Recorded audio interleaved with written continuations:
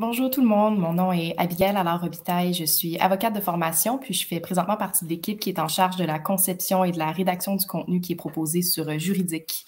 Je vous souhaite la bienvenue à ce deuxième rendez-vous juridique du mois de mars que nous avons encore une fois le plaisir de tenir dans le cadre du mois de la justice qui est organisé par Juripop. Durant tout le mois de mars, plusieurs organismes se sont rassemblés pour vous offrir une panoplie d'activités d'information et d'éducation juridique. On est très fiers d'y participer avec nos webinaires, mais il y a aussi plein d'autres activités qui pourraient vous intéresser, donc n'hésitez pas à aller consulter le calendrier des événements qui va être ajouté dans les commentaires. Le webinaire d'aujourd'hui porte sur un sujet qui, on l'espère, va intéresser un bon nombre de parents. On parle de pension alimentaire pour enfants, puis plus précisément de la détermination des revenus des parents pour calculer le montant de la pension alimentaire. Donc, on va parler de ce qui est inclus et exclu des revenus, l'obligation de fournir des documents financiers à l'autre parent, puis les cas particuliers où les juges vont intervenir pour utiliser un revenu qui est différent de celui qui est déclaré par un parent. Peut-être un petit rappel théorique avant de vous présenter notre invité. Au Québec, le calcul de la pension alimentaire pour enfants, il est encadré par la loi.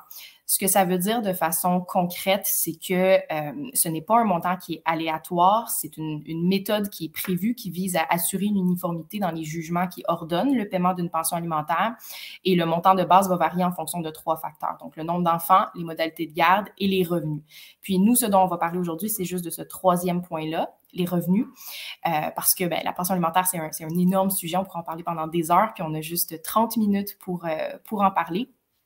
Donc, on va se concentrer sur un aspect en particulier. Si jamais ce que vous vouliez obtenir ou ce que vous étiez en train de chercher comme information, c'était de l'info peut-être plus générale sur la pension alimentaire, on va vous mettre des liens vers des pages qu'on a publiées sur Juridique qui en traitent, puis on va avoir d'autres contenus là, qui s'en viennent assez prochainement sur le même sujet. On va aussi vous mettre le lien vers l'outil du ministère de la Justice qui vous permet d'estimer vous-même le montant de pension alimentaire pour enfants.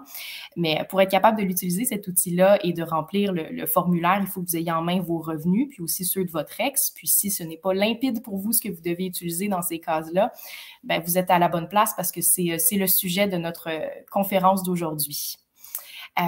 Donc, pour nous en parler, on a la chance de recevoir quelqu'un qui s'y connaît très, très bien, Maître Violaine Belzile. Allô, Violaine? Violaine était aussi avec nous pour notre premier rendez-vous juridique du mois de mars sur le sujet du nesting. Vous allez pouvoir retrouver ce rendez-vous-là sur notre page Facebook, puis on va aussi vous mettre le lien pour l'article de Naître et grandir qui a été publié sur le même sujet là, suite à notre webinaire. Et pour ceux qui n'étaient pas présents au dernier rendez-vous juridique, je vais vous présenter Maître Belzile, qui est avocate et médiatrice. Elle pratique en cabinet privé depuis plus de 30 ans, notamment en droit de la famille, et elle est reconnue pour sa grande expérience en matière de médiation familiale et pour son implication et son engagement dans le développement des modes privés de prévention et de règlement des différends. Comme d'habitude, si vous avez des questions, n'hésitez pas à les poser. S'il nous reste quelques minutes à la toute fin, on va prendre le temps d'y répondre. Donc, sans plus tarder, les revenus. Dans plusieurs situations, c'est peut-être bien simple. C'est notamment le cas là, des personnes salariées qui n'ont pas d'autre entrée de fonds que leur salaire. C'est peut-être pas ceux-là qui vont se casser la tête à déterminer leurs revenus, mais pour certains, c'est plus complexe. Violaine, est-ce que tu peux nous dire ce que la loi considère être du revenu aux fins du calcul de la pension alimentaire pour enfants, bien sûr? Alors oui, certainement. Essentiellement, c'est les revenus de toute provenance, de toute source. Donc, comme Abigail le disait, les salaires. Donc, généralement, par exemple, si vous êtes en médiation, le médiateur va vous demander de produire vos 3 derniers talons de paye parce que quand on fait le calcul de la pension alimentaire pour enfants, il faut tenir compte, par exemple, du montant des cotisations syndicales ou des cotisations professionnelles qui sont payées. Puis, on regarde qu'est-ce que c'est le salaire actuel au moment de la détermination de la pension. Les commissions aussi, les commissions, les pourboires font partie des revenus. Les revenus nets d'entreprise ou de travailleurs autonomes. Les dividendes. Donc, dividendes, intérêts, autres revenus de placement, ça en fait partie. Les revenus nets de location, autrement dit, si un des parents a un immeuble à revenus, donc les revenus nets de location. Et puis, les diverses prestations, comme prestations d'assurance emploi, assurance parentale, les prestations de retraite ou d'invalidité. Toutes ces prestations-là font partie du revenu. Aussi, la pension alimentaire qu'un des deux parents recevrait d'un ex-époux pour lui-même ou pour elle-même. Pas une pension alimentaire pour enfant d'une autre union, mais une pension alimentaire pour ex-époux, ça ferait aussi partie du revenu. C'est des critères, c'est des revenus qui sont cumulatifs. Autrement dit, je peux être salarié, avoir un immeuble à revenus et en plus avoir des intérêts, revenus, placement, dividendes. Donc, ces 3 montants-là vont s'additionner puis vont constituer mon revenu total pour fin de détermination de la pension alimentaire pour enfants.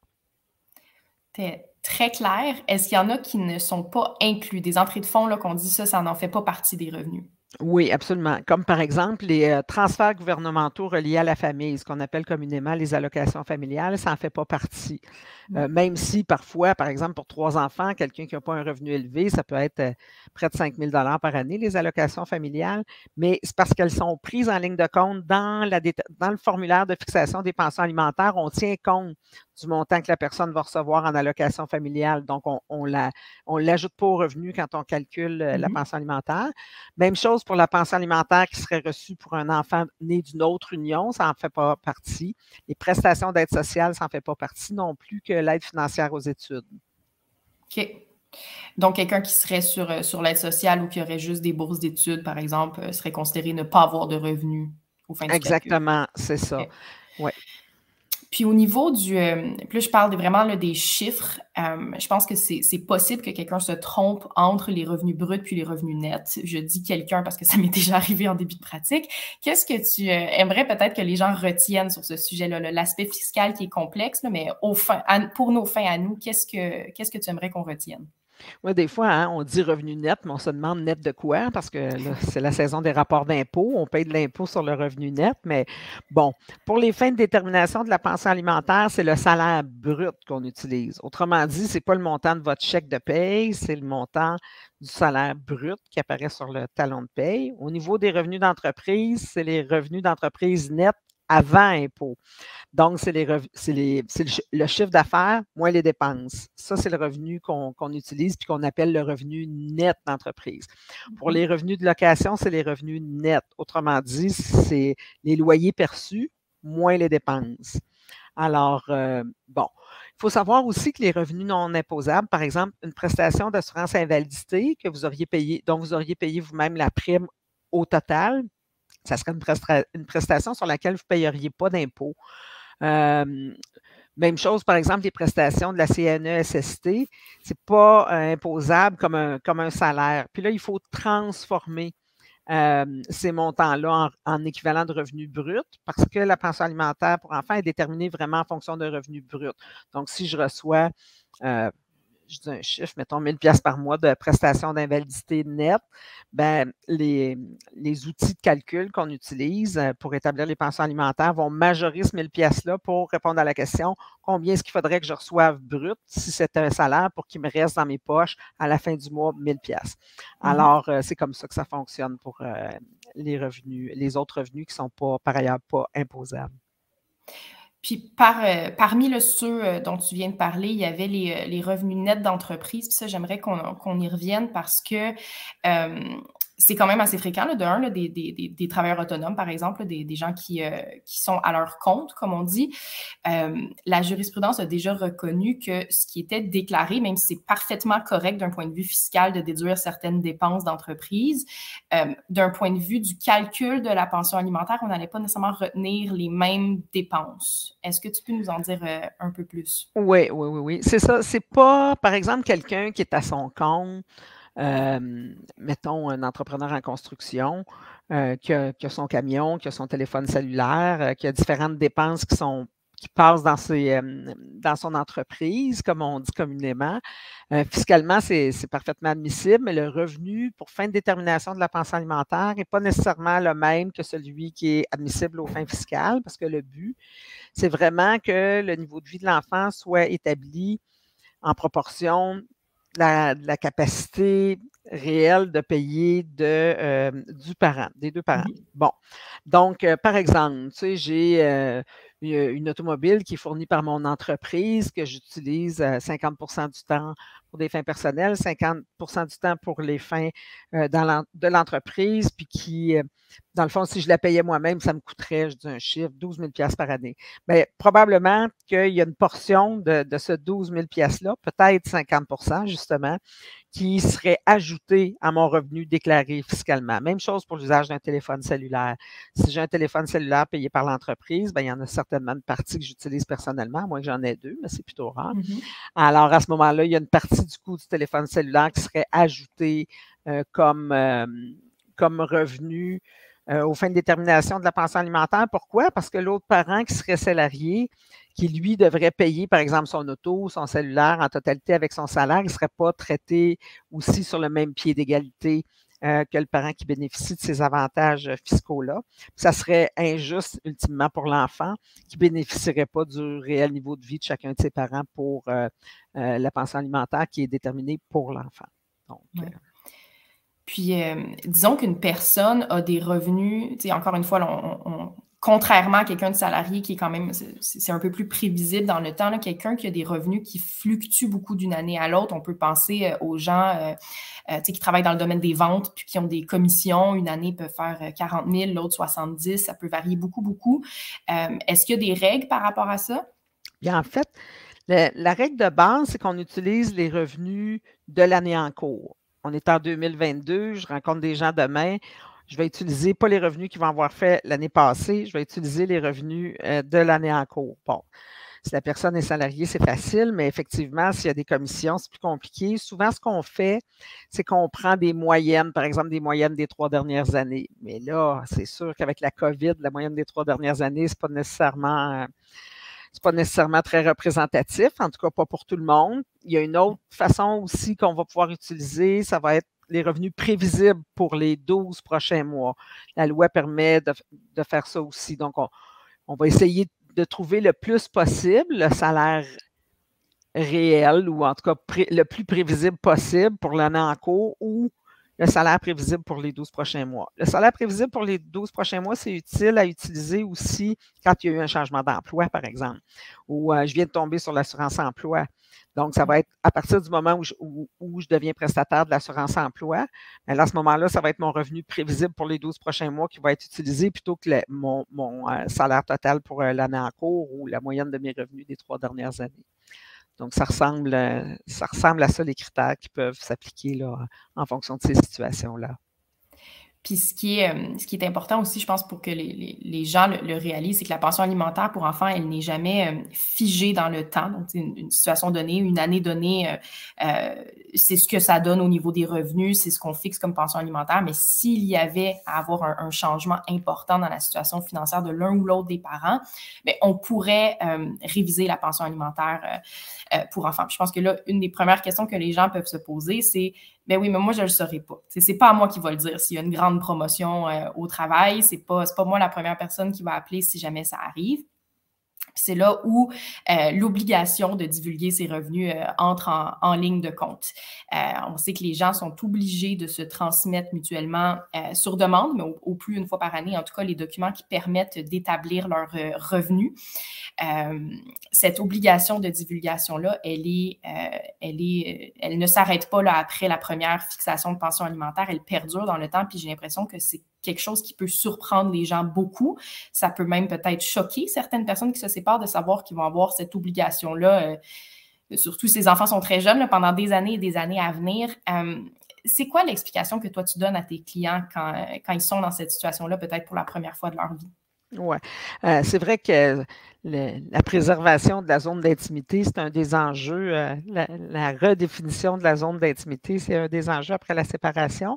Mais il reste que la question de la pension alimentaire pour enfants, c'est une question qui est d'ordre public. Puis l'objectif du législateur, c'est vraiment que l'enfant bénéficie des ressources réelles de ses deux parents. Bon.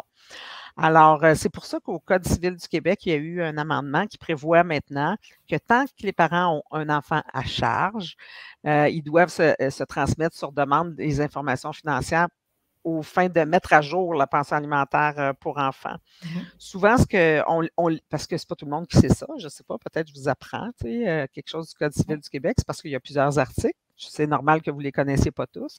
Alors, souvent, ce qu'on fait, c'est qu'on l'écrit dans l'entente à laquelle les gens vont parvenir, ou quand c'est des situations où les gens ont besoin que ce soit un juge qui tranche pour eux, ben, l'avocat va l'écrire dans la procédure judiciaire qui demande au tribunal d'ordonner que, par exemple, le 1er juin de chaque année, chacun transmette à l'autre déclaration fiscale provinciale, avis de cotisation, état financier, 3 derniers talons de paie. Donc, c'est le genre de documents qui doivent être transmis. Puis, l'explication, c'est vraiment parce que c'est nécessaire de les obtenir pour mettre à jour la pension alimentaire pour les enfants.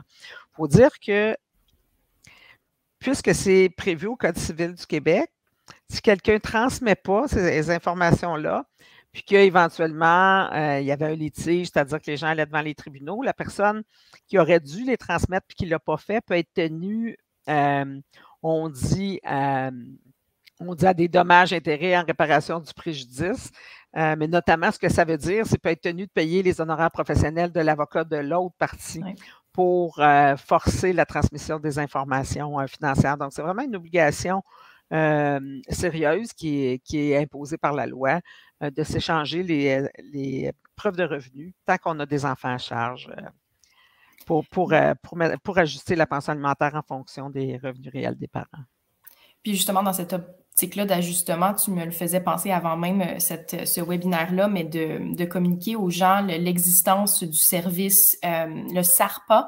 On n'aura pas énormément de temps peut-être pour en parler aujourd'hui, mais on va quand même vous transmettre le lien pour le questionnaire d'admissibilité parce que c'est un service qui pourrait peut-être vous permettre de ne pas avoir à repasser devant les tribunaux pour un simple ajustement là, du montant de pension alimentaire. Donc, c'est un service qui pourrait vous intéresser. On va vous mettre le lien dans les commentaires.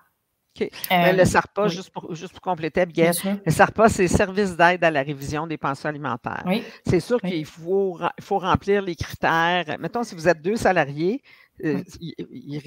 vous risquez d'être admissible. Mais tu sais, il faut remplir les critères. Il ne faut pas qu'il y ait de litige entre vous sur la détermination du revenu, mais quand les gens s'entendent sur les revenus, bon, puis il ne faut pas qu'il y ait d'enfants majeurs là-dedans. Enfin, c'est pour ça qu'Abigail parle des critères d'admissibilité que vous devez remplir, mais si vous êtes admissible, c'est ça, c'est qu'il va y avoir une révision administrative de la pension alimentaire qui va être faite par le SARPA, le Service d'aide à la révision des pensions alimentaires. Puis c'est à moindre coût, là, c'est pas très dispendieux. Donc, vous irez voir le lien si jamais vous en avez besoin, ça pourrait vous être utile. Peut valoir la peine, certainement. On va y aller tout de suite avec les cas peut-être un petit peu plus problématiques. Là. Je pense que ça peut intéresser les gens parce que ce qui peut arriver, c'est qu'on reçoit les documents financiers, de l'autre, puis c'est pas un problème de transmission nécessairement de documents qu'on a, c'est de se dire, ben j'ai l'impression que ça reflète pas la réalité ou ça reflète pas les réels moyens financiers de l'autre parent. Donc là, on entre peut-être dans un aspect un peu plus litigieux. On va demander à ce que le tribunal utilise un autre revenu complètement que ce qui apparaît dans les papiers. Puis là, je fais appel à toi, Violaine, tes années d'expérience pour peut-être donner des situations là, assez concrètes aux gens. Là, dans quel cas est-ce que ça arrive que le tribunal utilise un revenu fictif aux fins de la détermination de la pension alimentaire pour enfants? D'accord. Bien, prenez par hypothèse 2 personnes qui se séparent et qui habitent ensemble depuis 15 ans, puis qu'une des 2 personnes, son travail, il y a la moitié de ses revenus qui sont non déclarés. Bon. Pensez-vous que l'autre personne ne le sait pas? Fait que c'est sûr que c'est su, là. Quand on reste ensemble, c'est rare qu'on se cache ces affaires-là. Donc, c'est une première situation quand il y a des revenus non déclarés dans toutes sortes de métiers où on ajoute le revenu non déclaré au revenu déclaré. Puis là, le revenu non déclaré, c'est le même principe que celui dont je vous parlais tout à l'heure, par exemple, pour les prestations non imposables, comme les prestations d'invalidité non imposable, c'est qu'on le fiscalise. Fait que si je déclare une année 25 000 dans mon rapport d'impôt, mais que je fais aussi 25 000 au noir, bien, mon 25 000 au noir, il va être doublé, ni plus ni moins. Là. Il va valoir 50 000, mon 25 000. Combien il faut que je gagne? La question, c'est combien il faut que je gagne déclaré pour avoir 25 000 dans mes poches. Si par ailleurs, j'ai un autre revenu déclaré de 25 000. Pour les fins de la discussion, on va dire que c'est le double. Ça veut dire que le revenu qui serait retenu pour cette personne-là, qui aurait 25 000 déclarés, 25 000 non déclarés qui vaudrait 50 000 déclarés, ça va être 50 plus 25, 75 000. OK. C'est comme ça que ça fonctionne. Un exemple concret. Mhm. Mettons aussi, on va avoir, mettons, quelqu'un qui travaille, qui est le seul actionnaire de son entreprise incorporée, là, une entreprise, une compagnie qu'on appelle une société par action, puis qui se verse, je ne sais pas moi, 50 000 par année de salaire, 25 000 de dividendes, 75 000 en tout, mais qui laisse dans l'entreprise 50 000 de bénéfices non répartis avant impôt.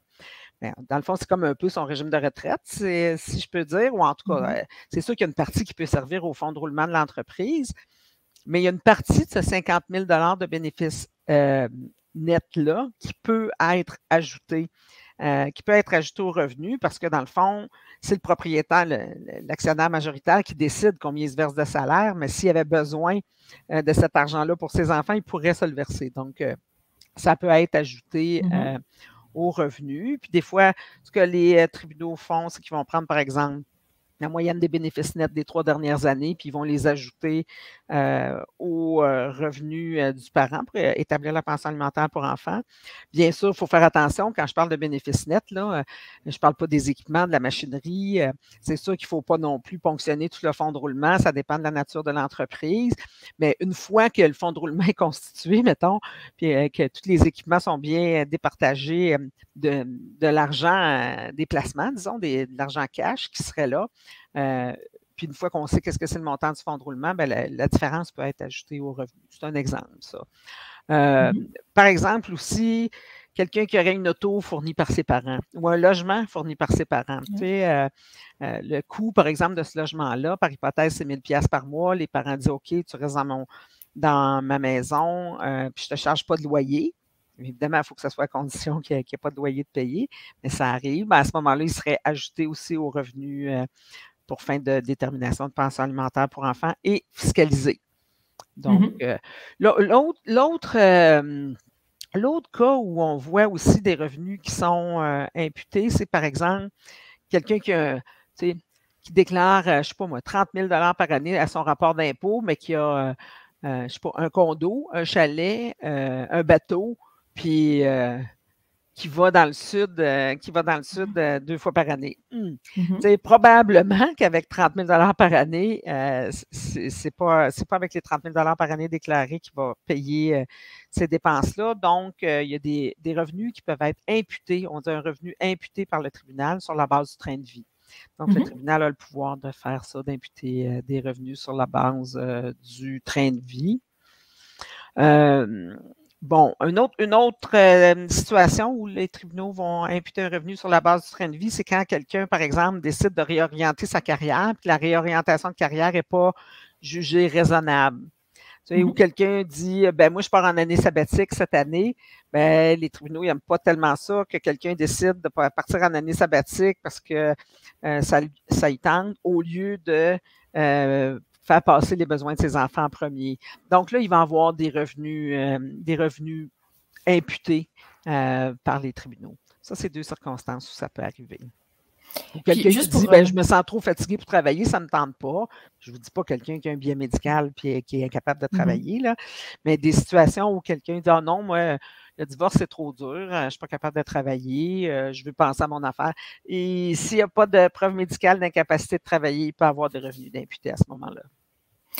Au fond, le tribunal va chercher à savoir si la décision du parent ou de la réorientation, en fait, était faite dans une insouciance par rapport aux besoins des enfants. Absolument, c'est ça. On voit de ce temps-ci, par exemple, les infirmières, il y en a qui sont brûlées complètement, là.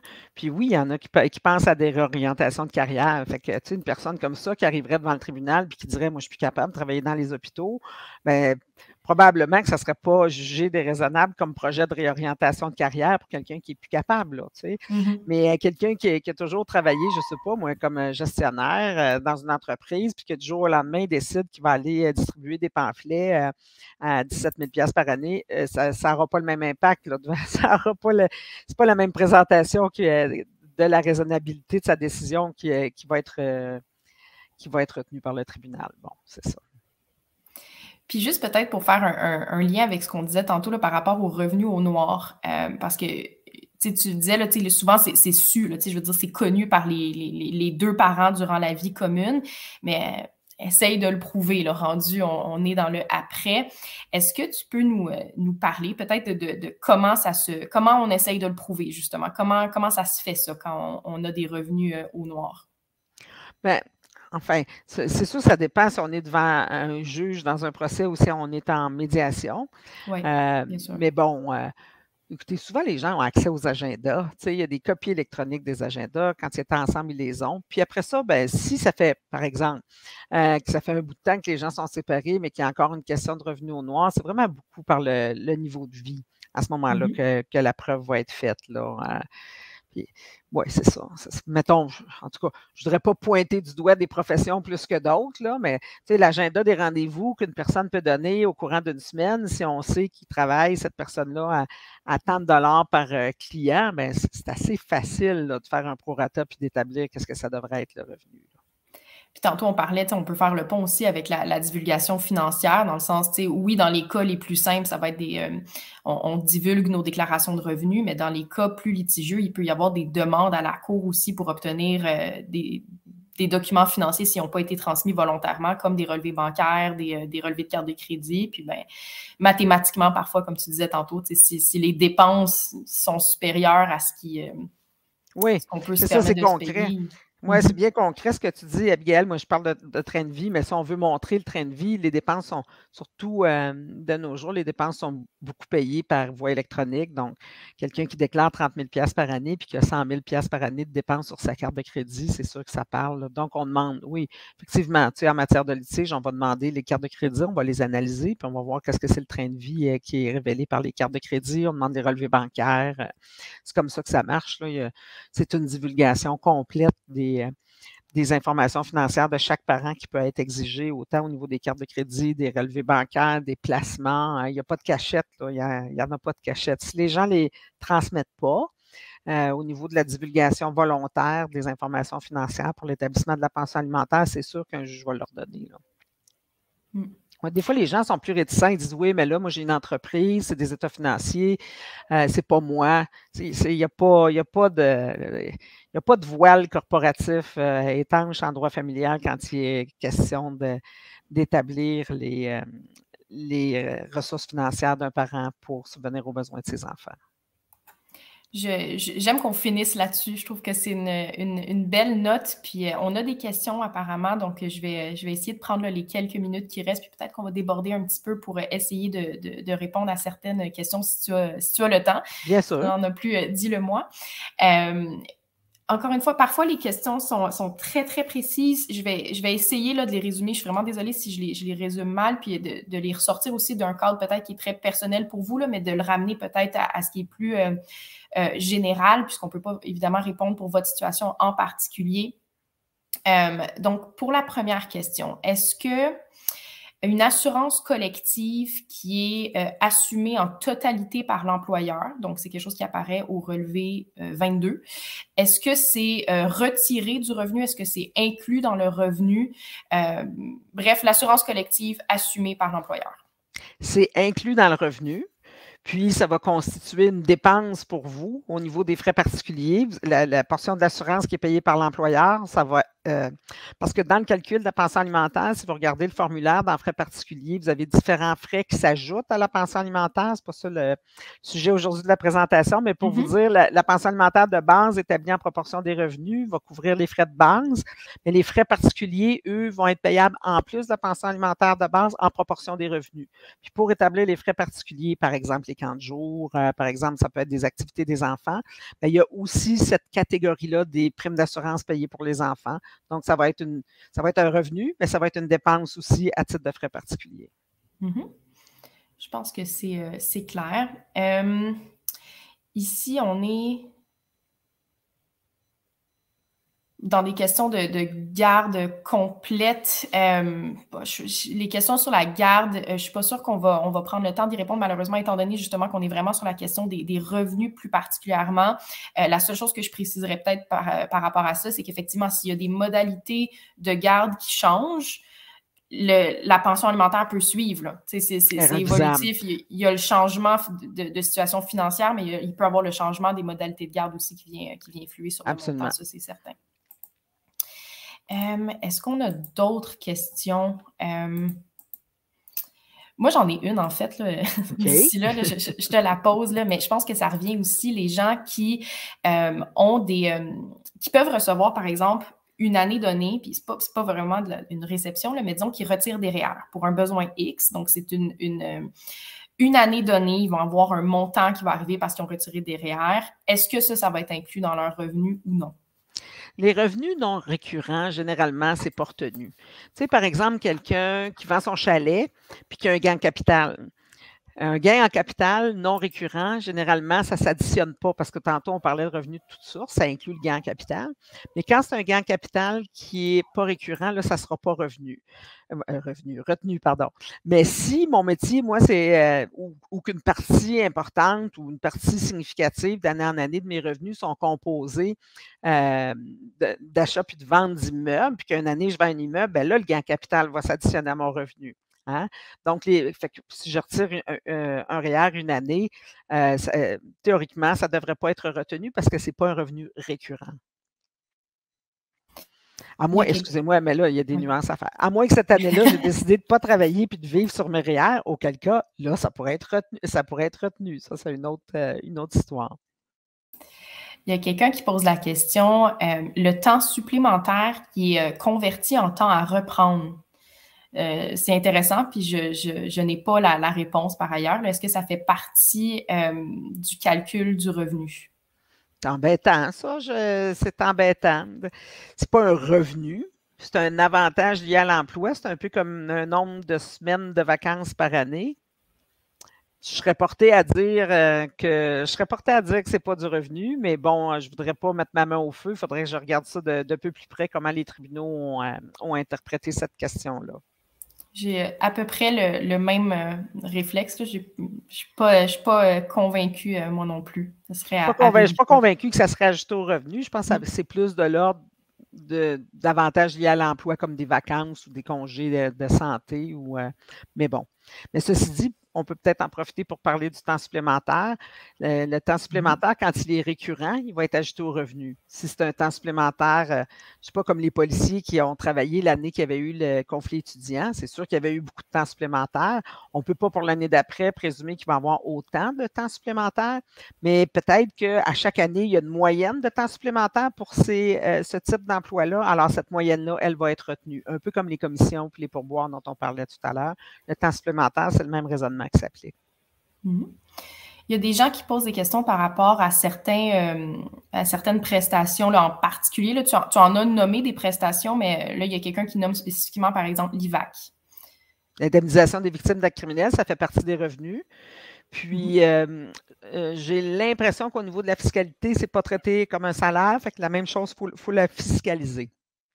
Dans les logiciels, c'est sûr que le logiciel que vous pouvez retrouver sur le site du ministère de la Justice, si vous êtes salarié, vous rentrez le salaire, le nombre de jours que les enfants passent chez chaque parent, le nombre d'enfants, vous allez avoir un bon chiffre, vous allez avoir le bon résultat, mais par exemple, pour fiscaliser les revenus, il n'y a pas de composante fiscale dans le logiciel. Donc, il y a une limite. Par exemple, pour les frais de garde, vous ne serez pas capable de calculer les frais de garde nets parce que c'est les frais de garde, le coût des frais de garde nets qui sont partagés entre les parents. Ça, vous ne pourrez pas le savoir avec le logiciel sur le site du ministère de la Justice. Mais pour calculer la pension alimentaire de base, si vous avez en main des revenus déjà fiscalisés, puis qu'il y a mettons, 2 personnes salariées, vous allez avoir le montant exact de la pension alimentaire de base qui serait payable dans votre situation.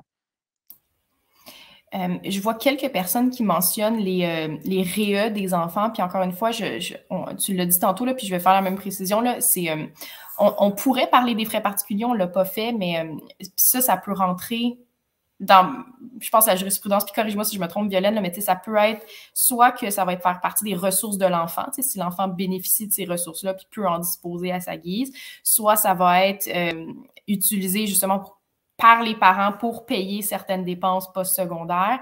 Mais je ne suis pas convaincue qu'on est dans le... Si on parle de REA, on n'est pas dans les revenus des parents à ce stade-là. On n'ajoute pas le REA au total du revenu d'un parent. D'un parent, non, c'est ça. Puis c'est compliqué cette question-là de REA parce que ça dépend qui a cotisé dans le REA. Ça dépend, c'est ça, il y a combien d'enfants, quelle proportion du REA va à quel enfant. En tout cas, c'est compliqué l'histoire des fameux. C'est pratique, c'est bon des REA.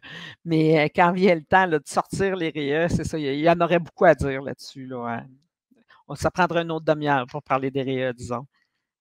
Il y a quelqu'un qui pose la question, ça, c'est par rapport à la pension alimentaire elle-même, pas nécessairement par rapport aux revenus, mais est-ce qu'on peut faire une demande rétroactive? Est-ce qu'il y a un délai de prescription pour aller chercher une pension alimentaire pour le passé? Généralement, on peut revenir 3 ans en arrière pour l'établissement d'une pension alimentaire pour le passé, à moins qu'il y ait eu de la mauvaise foi de l'autre partie, mettons qu'il a caché ses revenus ou bon, à ce moment-là, il n'y a pas de délai pour revenir en arrière. Mais sinon, généralement, c'est 3 ans le délai pour revenir en arrière pour une pension alimentaire pour enfants. Il y a quelqu'un qui pose la question par rapport à des revenus de logement, mais qu'une personne s'arrange, puis c'était utilisé entre guillemets, s'arrange pour avoir assez de dépenses, juste parce qu'on a répondu tantôt à quelque chose de similaire dans la mesure où les dépenses peuvent être contestées, de dire... Il faut examiner qu'est-ce que c'est les dépenses. Exact. C'est-tu les dépenses pour sa sœur ou bien non, c'est vraiment des dépenses pour le logement, là, c'est ça. Oui. Ouais. Le s'arrange, entre guillemets, est très parlant. Oui, c'est ça. C'est des dépenses vraiment pour la partie locative ou si j'habite le logement moi-même, est-ce que c'est des dépenses pour ma partie personnelle? On vérifie ces dépenses-là. Puis vous savez, sur la déclaration fiscale, il y a toujours une annexe. C'est marqué annexe de revenus et dépenses de loyer. Vous les voyez, là, les chiffres qui sont déduits des loyers qui sont perçus. Donc, vous voyez les dépenses qui sont déduites des loyers qui sont perçus. Fait que vous pouvez les regarder. Par exemple, on va avoir la totalité des taxes, la totalité des intérêts sur l'hypothèque. Puis là, on va voir quel prorata a été imputé, disons, à la section des revenus et dépenses de loyer imposables. Là. Autrement dit, je vais soustraire ma partie personnelle. Donc, vous pouvez les regarder, demander les pièces justificatives. C'est ça, ça dépend. C'est ça, jusqu'où va l'arrangement des dépenses, on peut le vérifier. Il y a quelqu'un qui pose une question par rapport aux revenus des conjoints de fait, puis je ne l'ai pas fait en début, d'habitude, je le précise, mais je le dis, ici, il était question de pension alimentaire pour enfants, donc revenus. Si les deux sont au Québec, mariés, conjoints de fait, on est vraiment dans le droit québécois pur et dur ici, peu importe. Conjoint de fait, genre marié, on est sur le barème, donc on n'a pas fait la distinction aujourd'hui, puis on n'a pas besoin de le faire. Ce serait peut-être différent. Il faudrait faire les distinctions peut-être pour les gens mariés quand il y en a un qui est à l'extérieur du Québec, mais on n'est pas là aujourd'hui. Ouais. Peut-être des fois, au niveau conjoint de fait, des fois, les gens se demandent, ouais, mais si j'ai un nouveau conjoint, est-ce que le revenu de mon nouveau conjoint va être pris en compte pour l'établissement de la pension? La réponse, c'est non. Marié, pas marié, le nouveau conjoint, son revenu n'est pas pris en compte dans l'établissement de la pension alimentaire pour enfants. Non. Ben, tu fais bien de le préciser parce que je pense que c'était peut-être ça, en fait, l'essence de la question, puis je l'ai lu trop vite. Donc, OK, non, mais c'est ça, juste parce que c'est souvent une question qui revient, ça. Non, non. Oui. Quelqu'un qui pose une question un peu plus par rapport aux études. Donc, on a dit tantôt l'aide financière aux études, l'AFE, c'est considéré un peu comme l'aide sociale, donc non considéré, donc c'est pas une source de revenus. On pose une question un peu plus spécifique aux bourses gagnées par concours. Comme par exemple à l'université, c'est ça, il y a des bourses assez élevées. Hein? Ouais.